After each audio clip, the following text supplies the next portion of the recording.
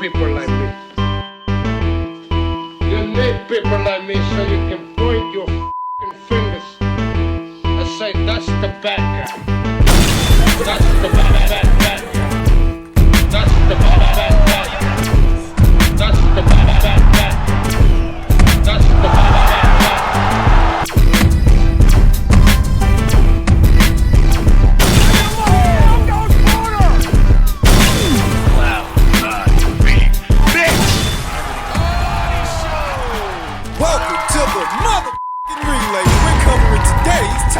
News. Okay, we'll start with this. Jesse Rodriguez versus Fumalele Cafu preview and betting tips.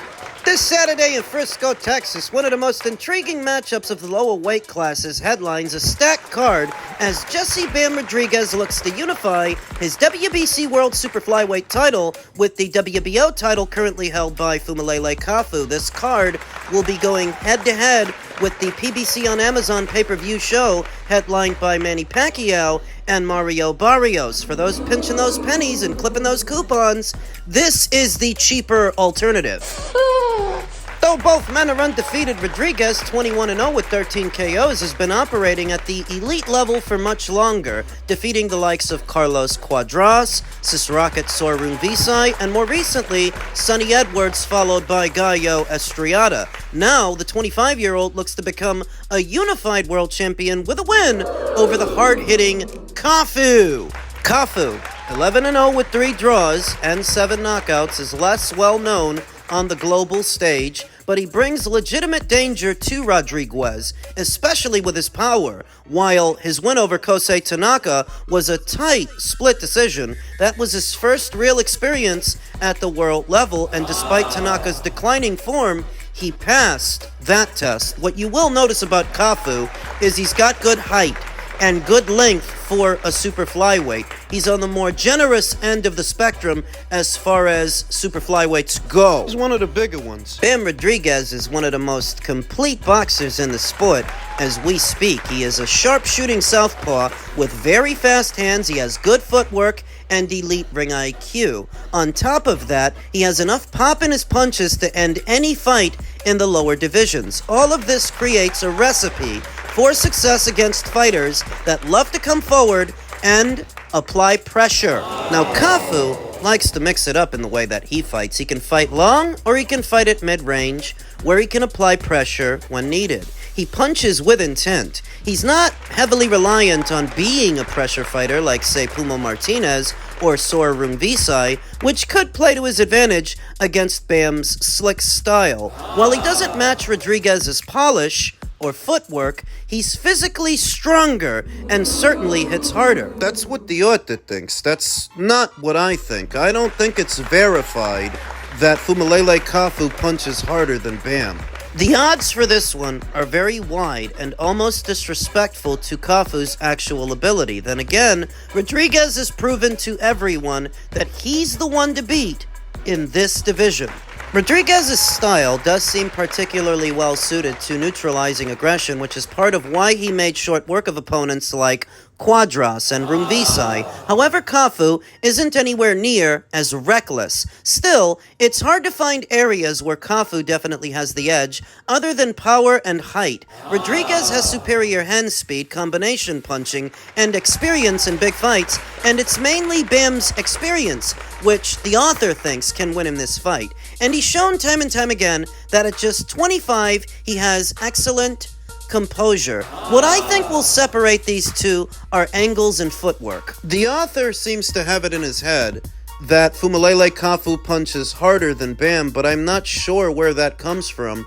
I happen to think if Bam fought the same Kosei Tanaka that Cafu fought, Bam probably would have stopped him. He probably would have knocked him out. It's what he usually does to overly aggressive fighters that want to punch with him. So I don't know where the author gets it that Cafu punches harder, though he is taller, he is longer. And that's where Bam's footwork, those fancy feet and being able to cut angles come in, to be able to punch the guy where he don't see it and where he don't expect it. In tandem with speed, I believe that Bam has more hand speed than Fumalele Cafu and puts his punches together better than Fumalele Cafu. A Bam knockout win is my pick, is my prediction. Bam currently ranks in at number 9 on the Ring IQ pound for pound list, just behind 3-weight world champion Junto Nakatanyi. But if he wins this weekend, he will advance ahead of him. Why? Level of competition is the biggest reason. While Junto's been a champion at more weights than Bam, compare Bam's opponents to Junto's opponents. Guys like Carlos Cuadras, Sor Rungvisai, Gallo Estrada, what were 3 of the 4 kings in the super flyweight division. Tack on unbeaten Sonny Edwards and potentially unbeaten Fumalele Cafu. If he wins this weekend, he will move up from number 9 up to number 8, and Junto will drop down a spot later on this year. It's already been announced that if he wins this weekend, he will take on yet another champion at this weight in Puma Martinez, what I think is the very best fight to make at super flyweight, barring illness, injury, or unforeseen circumstances. If Bam makes it there and he wins that fight, unifies those titles, then he'll move past Zerto From number 8 up to number 7. The hope is that Bam can take care of business relatively unscathed this weekend. No cuts, bumps, or scrapes. No broken hands or busted elbows. That's the hope, so that he can then make it to that November show. And we'll see if he can. It's a little bit presumptuous to schedule the guy a fight while he's going into another one. I don't even know how to start this shit off because y'all gonna be mad as shit. I ain't gonna lie, bro. I just think this nigga don't want to fight.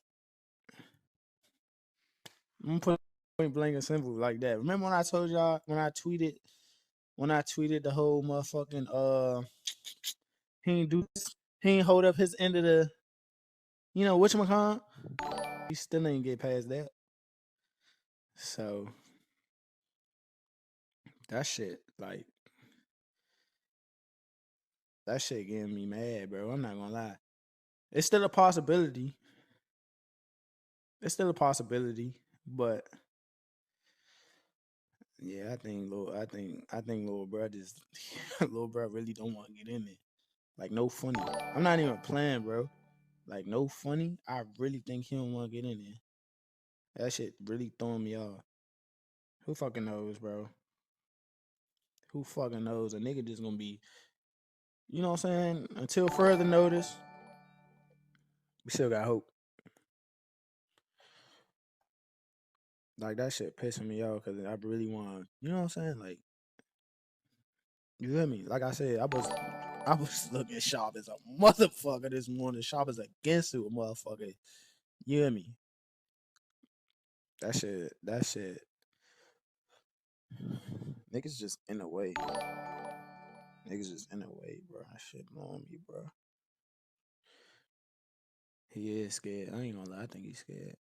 The other day, I was accused of soliciting clickbait for talking about Chava at ESPN's recent tweet stating that Lamont Roach may be moving on from the Gervonta Davis fight because the fight's not signed yet. Lamont signed his end of the contract, but Gervonta has yet to sign his, and for that, Mr. Scarface, he called it clickbait, but I don't think he understands the concept of clickbait. It's a misleading headline. It's something intended to draw people in with no basis in reality, whereas what I talked about in that video is very much real. From a real pundit. And then you see here Lamont Roach's latest update on what's supposed to be that rematch, and it's more of the same. Gervonta Davis has not signed his end of the contract, and in Lamont's opinion, Gervonta doesn't want to fight.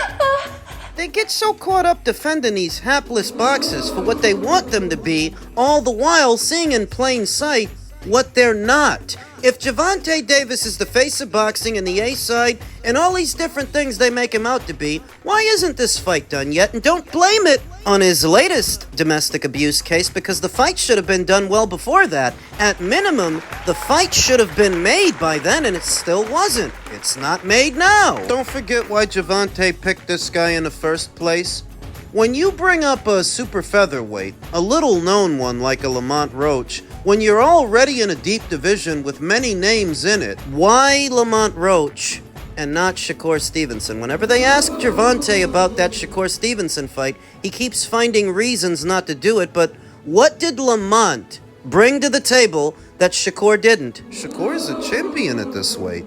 Lamont isn't. Shakur is comparatively more well-known than Lamont. Before Lamont fought Gervonta, he was fighting on Pro Box, for God's sake. So why did he pick him instead of Shakur? Because he thought it was going to be easy. Because he thought he could do to Lamont what he did to Hector Luis Garcia, who he also brought up from super featherweight. Feasting on little guys. But now that he's been in there with him, and he knows it's not going to be easy, he's dragging his feet. He's sandbagging it. Is there something else you'd rather be doing? Probably. Like I said, don't blame it on his latest domestic abuse case, because the fight should have been made well before that. Did you did you send Tank the 4 Ferraris? 4 Ferraris. Did Tank get the 4 Ferraris? Because we need Shakur. No, I want to tell you something. Yes. And I will say it again. He will have his contracts and 2 gloves. If he want to buy from his contracts the Ferrari, do it by himself. We are paying for sometimes for some people more than for the Ferrari for fights. So we see that Let's be honest. I want to tell you something. The only conditions, the only things Riyadh season will ask you, if you have balls to have big fight, any fighters, I will not give you tune-up fight. This is what damage boxing. I will try to do number 1 against number 2. If you cannot have number 1 against number 2, I will have number 1 against number 3. And like this. I want to tell you something. The last card, the ring in New York, first time in the stadium, and the people all the time, all around the place like it. For the first time in the tennis yard. Second, it was card 4 fights, 50-50. The only alternative to a Lamont Roach fight, or even tougher fights at Riyadh season, that was Turki Alalshikh addressing the potentiality of Gervonta Davis fighting on one of his shows. He's not going to send him 4 Ferraris, but he'll send him a contract to fight in a 50-50 fight, not a tune-up fight. He'll send him a contract to fight Shakur Stevenson, which I think is an even more dangerous fight than a Lamont Roach rematch. What about that whole thing with Jake Paul? Little birdie told me that where before Netflix was behind that thing, they may not be behind it anymore due to Gervonta's latest domestic abuse case. It's just bad optics for them to go into business with him. It's what a little birdie told me. It's a rumor, and it should be treated as such. But based on what I was told, the door is now closed for that Jake Paul exhibition later on this year. Even though it's just a rumor, I can believe it. I can believe that Netflix doesn't want to go into business with someone who regularly gets arrested for putting his hands on women. How many times have we seen this now? It's a wonder that they even considered it, given his track record. But that option may be off the table now for Gervonta Davis, so you have to wonder what's going to happen. What I don't think is going to happen, he's not going to fight Lamont Roach on the 16th, I don't think. Some people are still holding out hope that during this weekend's PBC on Amazon show, the rematch between them will be officially announced. But that would give them only 4 weeks to promote it, starting from Saturday, where normally you need about 8. That's what some people are saying, that fight will get announced on Saturday. We'll see if it is. But I don't get the sense that fight goes down on the 16th, if the fight goes down at all. Maybe in the fall, depending on what does or doesn't happen with Gervonta Davis's latest arrest. I don't know. More instability. It's just more of the same regarding Gervonta Davis. Regarding Teofimo Lopez, the latest bombshell as it pertains to Turki Alalshikh's appearance yesterday on The Boxing Voice, he says he will no longer work with Teofimo. So what are Teofimo's options now? Can he just go back to Top Rank and let them do fights for him? Theoretically he could, but fights with who? They don't have any other belt holders in that division for him to unify with, and we all know that this kid wants to get paid buku dollars every time he fights. Top Rank's not going to overpay him, not after he squanders an opportunity to box at Riyadh season. What about Matchroom? Could he work with Matchroom? Theoretically he could. Do a unification match with Hitcherts and Richens. Hitcherts and Richens is calling for it, but of course, Matchroom is not going to pay Teofimo what Turki Alalshikh would have paid Teofimo, the fight with Devin Haney would have had more of a profile than the fight with Richardson Hitchens. The fight with Devin Haney would have paid more than the fight with Richardson Hitchens. So Teofimo Lopez seems trapped in a perpetual state of limbo of his own doing. Once again, it's his own fault. He's got nobody else to blame for it. You walked away from the Devin Haney money to do absolutely nothing but tweet cryptic tweets. Oh, he's so mysterious. This is another case of a boxer not knowing his role and not knowing his place. Another boxing duo that thinks they've got it all figured out, like they had it all figured out when they jumped into bed with Triller, and Triller ended up wasting their time. Oh my God. I don't want to go through the whole history of it. You know what happened, and you see what's happening now. More of the same. More instability. It's always the American ones, too. I don't know what the future holds for Teofimo Lopez, but at the negotiation table, if your only alternative to what's on it is nothing, absolutely nothing, doing nothing, and making nothing, It's not really an alternative. Nothing is not a substitute for something. At least momentarily, Teofimo has wiggle room to sit out the rest of the year because he already satisfied his mandatory in Arnold Barboza. it's free of mandatories for now, but there is a potential calamity just beyond the horizon. Talks of a Liam Paro versus Lindolfo Delgado fight. Momentarily, Alfredo Santiago is the WBO's #1 contender, but over time that could change. Momentarily, Isaac Cruz is ranked at #2.